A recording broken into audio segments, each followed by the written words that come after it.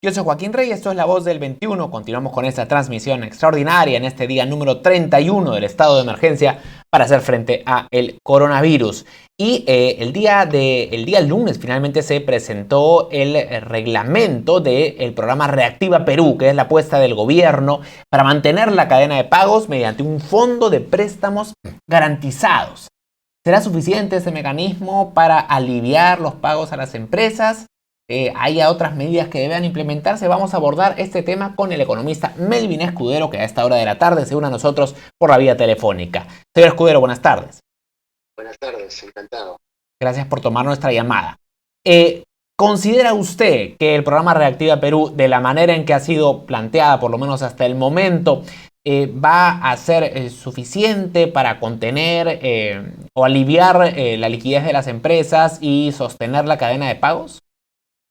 En primer lugar, el programa está bien orientado y creo que tiene un tamaño bastante positivo para la magnitud de la crisis, ¿no? Estamos hablando de 30.000 millones de soles, que son alrededor de unos 8.500 millones de dólares, y es un monto significativo. Sin embargo, hay algunos temas que se tienen que aclarar y quizás perfeccionar, ¿no? Por ejemplo, hasta ahora existe mucha duda respecto al tema de cuál va a ser la tasa de interés. De acuerdo. ¿De acuerdo? Entonces, este es un dinero que está siendo facilitado por el Banco Central de Reserva, que cuenta con la garantía del gobierno y un fideicomiso en COFIDE, que le permitiría, digamos, a las empresas a través de los bancos, que serían las cajas a través del cual va a fluir el dinero, ¿no? El efectivo, le permitiría a las empresas recuperar parte del capital de trabajo para poder continuar operaciones por lo menos el mes de abril, quizás un poco del mes de mayo. Dentro de esa lógica, el canal de comunicación está bien establecido, ¿de acuerdo? Recién se está terminando de establecer ese puente, digamos, ese canal, pero es correcto el manejo que se le está dando. Sin embargo, se tiene que poner orden, porque hay mucho ruido respecto a cuál va a ser la tasa de interés. Por ejemplo, COFIDE va a cobrar 0,5% por la gestión del fideicomiso. El Banco Central va a definir una tasa la cual va a colocar. Imaginemos que lo coloque al 0. Entonces los bancos tienen que cobrar también un costo de administración. ¿Cuánto es ese costo de administración? ¿1%, 0,5%, 1,5%? Si el Banco Central cobrara por el fondeo 1%, entonces uno podría esperar que la tasa para el cliente final sea de 2,5%, de 3,5%. Esto es en términos nominales. En términos nominales. En términos reales, dada que la inflación está a niveles de 2, 2,5%, es prácticamente cero en términos reales. Desde esa perspectiva, si lo manejamos así, entonces efectivamente es un paquete que está yendo a aliviar especialmente a pequeña y mediana empresa. No obstante, el ruido que se ha generado es porque los bancos tendrían libertad de definir cuál es la tasa. Y ahí a más de uno se le ha escapado en conversaciones privadas que podría ser 6%, 8%, incluso 10%. Y eso es inaceptable, ¿no? Tenemos que definir acá las reglas. La ministra de Economía hoy día ha anunciado que el Banco Central se va a pronunciar al respecto. Ojalá lo haga hoy día, o lo haga mañana más tardar, para definir esto, porque tiene que haber un orden en los bancos, porque es un paquete de ayuda, no es un paquete para hacer rentabilidad. Ahora, si desde el punto de vista de las empresas, ¿cuál cree usted que sería la máxima tasa a la cual las empresas estarían dispuestas a asumir en crédito precisamente para afrontar sus pagos en estos días donde sus ingresos se han visto reducidos? Claro, cuando uno ve desde la perspectiva de la empresa, obviamente lo que interesa es pagar lo menos posible. Si este es un salvataje por emergencia, la tasa no debería ser,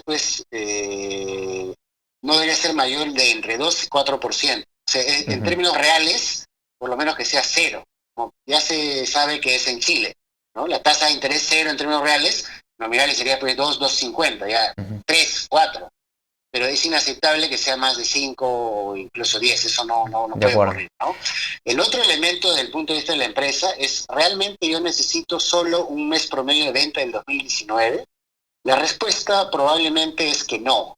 ¿Por qué razón? Porque la crisis no solo es el mes de abril que ha estado cerrado el país, en la quincena de marzo, sino también es mayo, porque la economía no se va a recuperar de golpe y al día el 1 de mayo o el 2 de mayo ya estamos nuevamente con normalidad. Eso es falso. La economía va a recuperarse muy gradualmente entre mayo, junio, julio. Entonces, el golpe más fuerte ha sido abril, correcto, pero ya se me golpearon tan fuerte que me quedé sin caja, ni siquiera para pagar planillas. Probablemente en el mes de mayo pueda tener la misma necesidad, y en el mes de junio también. Por eso lo mínimo que este paquete debería haber incluido es por lo menos 3 meses. Y hay otro elemento que es crítico, ¿ya? Porque si no llega el apoyo en los siguientes días se complica mucho. Es ¿por qué la garantía del Estado es solo del 98%? Debería de ser del 100%. Esto es muy importante. ¿Por qué razón? Ese 2% obliga a los bancos a hacer el análisis crediticio de las garantías. Y ese proceso puede tomar varios días y en algunos casos semanas, especialmente si consideramos que estamos hablando de más de 350.000 empresas que van a hacer este proceso. No es tarea fácil, lo cual administrativamente puede complicar mucho el otorgar este beneficio a las empresas. Ahora, supongo que el argumento del gobierno ha sido transferir algo de riesgo a los bancos en este proceso, ¿no? Aunque sea un 2%, que no es tan significativo. ¿No es comprensible esta estrategia desde ese punto de vista? En una situación normal es comprensible, en una situación de emergencia no es comprensible. Debió hacerse como lo están haciendo Estados Unidos, España, Francia, otros países desarrollados, pero también países de la región, el caso de Chile, 100% de garantía. Ahora, si es que está el préstamo totalmente garantizado, podría ser el caso que no estén dados los intereses para que tanto el gobierno como el cliente final, tanto el banco como el cliente final tengan los incentivos para repagar el crédito y se genere como una suerte de incentivo perverso para que el crédito no se repague. Mire, la mayor parte de las empresas que se van a evaluar son empresas cuyos propietarios y administradores quieren sobrevivir, ¿no? Quieren llevarla adelante, quieren sacarla a flote. No se me ocurre a mí que ninguno de ellos esté buscando hacer trampa en este proceso, ¿no? Sin embargo, la gran mayoría va a salir a flote, pero va a haber también un número importante de empresas que va a quebrar.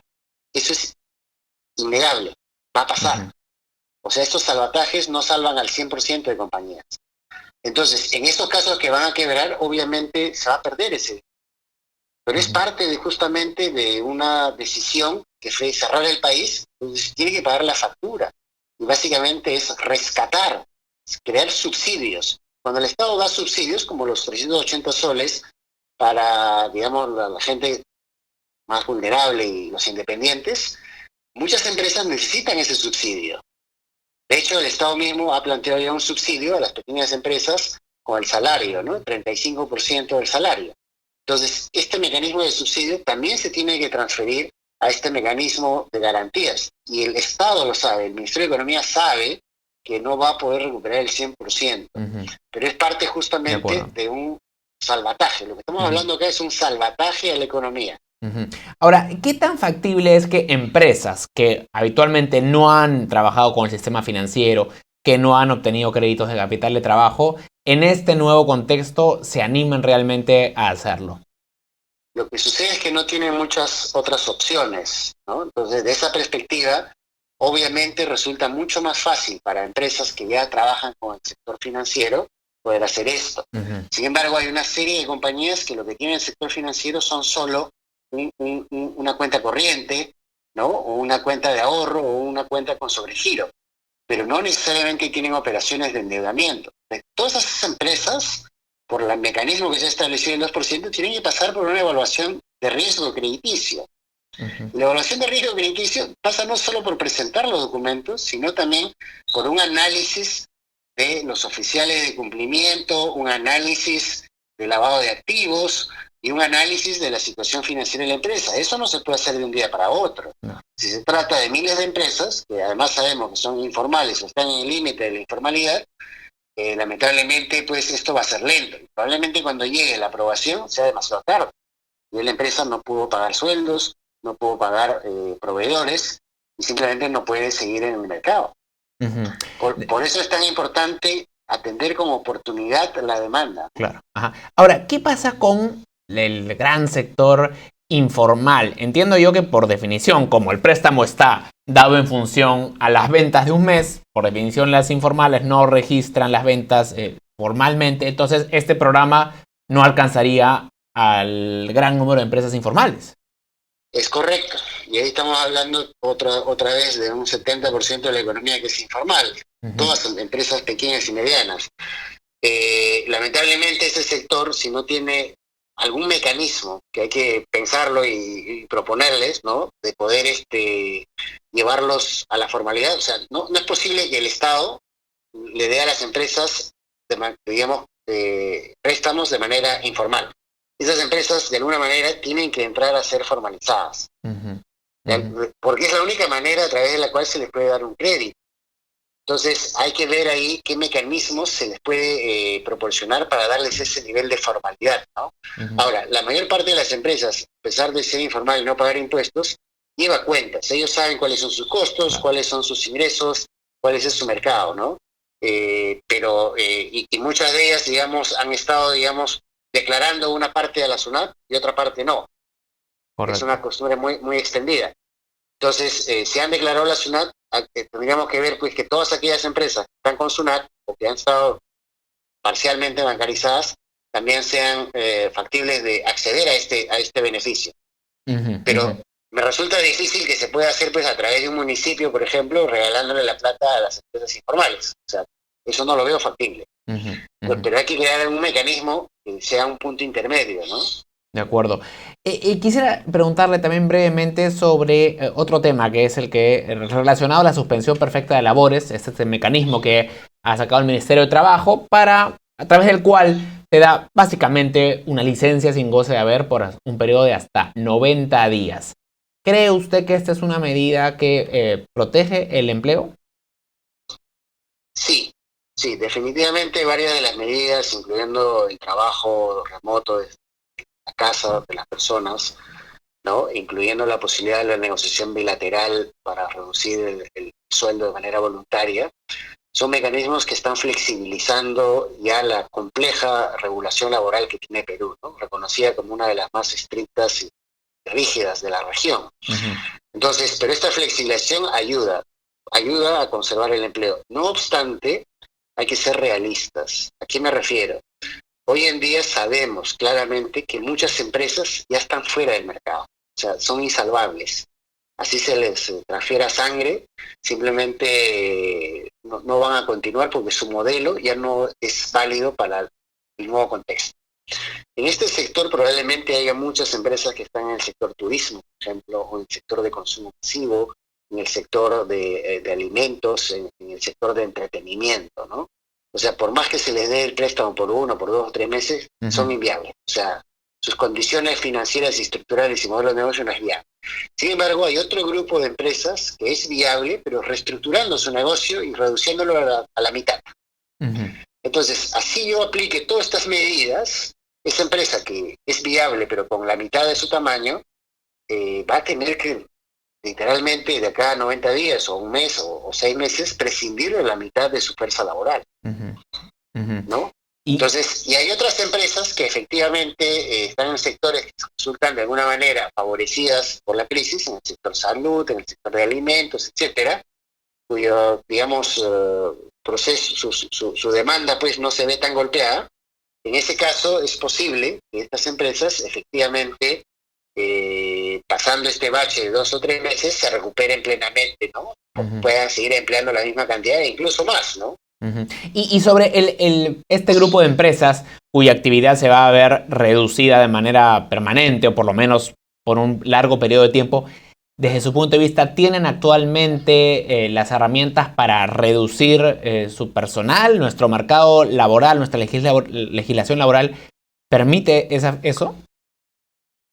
Bueno, en principio se tiene que seguir pues el tema de la quiebra, ¿no? A través de Indecopi, un proceso concursal ordenado, pues, ¿no? Para cerrar las empresas. Depende obviamente del tamaño de las compañías, ¿no? Hay empresas pequeñas, pues un restaurante, una bodega, de repente va a cerrar.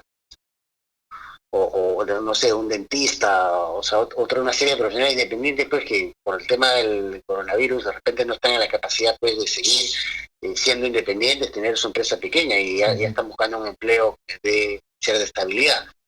Lo cierto es que efectivamente la tasa de desempleo, a pesar de todo este esfuerzo, va a crecer significativamente, ¿no? El gobierno estima a 1 millón de desempleados. Yo creo que en realidad va a ser el doble o el triple. Entonces, ¿qué va a hacer el gobierno para ayudar a que la economía empiece nuevamente a demandar empleo? Tiene que venir otro paquete después. Ahorita estamos en la fase de emergencia, pero viene la fase de reactivación. En la fase de reactivación tiene que apoyarse sectores generadores de empleo. Dos de los sectores claves en generación de empleo son el sector de infraestructura, donde se va a tener que hacer un paquetazo de esos que nunca hemos visto hasta el momento. Ojalá que veamos ese paquete de infraestructura. Y un segundo sector que es muy importante en el tema de empleo es el sector construcción, ¿no? Y particularmente a lo que es, digamos, no tanto construcción de oficinas y centros comerciales, sino construcción de vivienda. Donde se requiere, pues muchos peruanos requieren una vivienda decente, ¿no? ¿Y cuál debiera ser la herramienta en estos sectores? ¿Subsidios? ¿Cómo debiera plantearlo el gobierno? Bueno, va a tener que hacer, en el caso de vivienda, probablemente un relanzamiento del tema de vivienda a una escala mucho mayor, de techo propio, pero además tiene que ver cómo favorece el sector de la construcción. Por ejemplo, en el tema de vivienda, si se hace, no sé, pues se construye 400, 500 viviendas de manera masiva para los sectores sociales más necesitados, tiene que haber un tratamiento tributario adecuado, ¿no? Por ejemplo, un tema es el IGB. Porque en el caso de que una empresa con un fondo de inversión, por ejemplo, construye vivienda, tiene que pagar IGB. Pero si es una constructora y construye vivienda social, no paga IGB. Entonces hay cosas ahí que se tienen que ir mejorando para que el tema tributario no solamente sea neutral, es decir, que no sea discriminatorio, sino que también sea promotor, ¿no? Y hemos visto que el Estado en ese aspecto, especialmente en el tema de vivienda, tiene que ser promotor. La construcción de vivienda no es un tema reciente. Cada vez que ha habido grandes crisis en Perú, en los 80, cuando ha habido crisis, digamos, incluso en la Gran Depresión del año 29, la construcción de vivienda fue uno de los sectores claves para poder impulsar la economía. Pero creo que el sector que sí es el número uno, digamos, es la infraestructura, ¿no? Esta crisis nos ha agarrado nuevamente con el pantalón abajo y obviamente déficit de infraestructura brutal. Y la infraestructura en el sector de salud es increíblemente baja, ¿no? Entonces hay que atacar con todo la infraestructura de salud, la infraestructura de agua y saneamiento. Para combatir frente al virus hay que hacerlo lavándose las manos con agua y jabón. Podemos tener jabón, pero el agua no está llegando pues a todos los lugares. Correcto. Entonces ahí es donde hay que apuntar. Y es más importante más temprano que más tarde. Acá no es que la emergencia dura hasta junio, recién en julio vamos a hacer el plan de despegue económico. No, señores, ahora van en paralelo. El primer golpe de emergencia ya se está manejando, ahora hay que pensar en la reactivación desde ahora. No es necesario esperar al mes de julio, agosto. De acuerdo. Señor Escudero, ha sido muy interesante escucharlo. Yo le agradezco mucho por este enlace. Gracias a ustedes. Muy amable, gracias. Hasta luego. Bien, era el señor Melvin Escudero, economista, analizando el paquete de préstamos garantizados Reactiva Perú y también el anuncio de la suspensión perfecta de labores, que son dos de las medidas económicas más significativas que ha lanzado el gobierno para hacer frente al bajón económico que viene como consecuencia de esta emergencia sanitaria por el coronavirus. Hacemos un corte y regresamos en cualquier momento. Hoy es el día número 31 del estado de emergencia nacional que todo el Perú acata para hacer frente al coronavirus. Con permiso.